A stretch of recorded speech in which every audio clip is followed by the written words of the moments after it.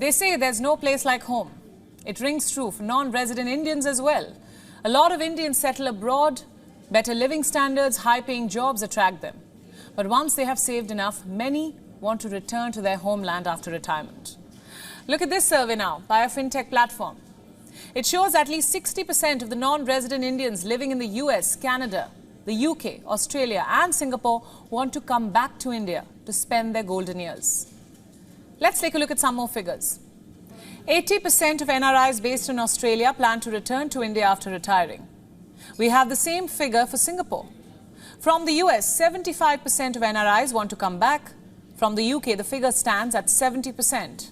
From Canada, it is 63%. So why do so many Indians want to come back home? It's as much for financial as for emotional reasons. You see, India is formulating a strong strategy to stabilize its economy. It has become an emerging global startup hub to reckon with.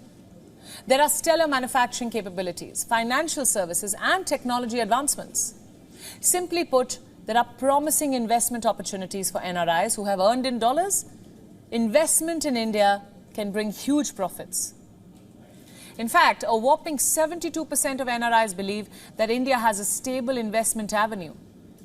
They are bullish on India's growth. 56% of the NRIs based in the US and 44% of those in Canada have already started investing in India for retirement. Then, of course, there is low cost of living. NRIs who have earned in dollars all their life and have thousands saved up in their retirement funds can afford a better life in India. Much better. In fact, far better than they would have in the United States or even the United Kingdom. Why do I say that? Because inflation is already soaring in the West. People are struggling to make ends meet. After retirement, when there are no monthly paychecks and only bills to pay, NRIs would be financially better off in India. There is also better and more accessible healthcare. In America, the average wait time for emergency room is 145 minutes. In the UK, it's 70 minutes. In fact, last year, nearly 40% of NHS hospital departments in England had an average treatment waiting time of more than 18 weeks. For some, it was well over 30 weeks. In India, the waiting period lies between 15 and 20 minutes. So where would you want to live? Especially at an age when you'd be more vulnerable and would need more medical attention. Of course, at a place where you have better access to medical care. Not somewhere that you'd have to wait for weeks to see a doctor's face. Then there is the emotional factor. Indians go abroad and build a new life, but often their families are left behind. And why just families? Also their friends, their culture, their childhood memories. Some want to raise their children or grandchildren in India close to their culture.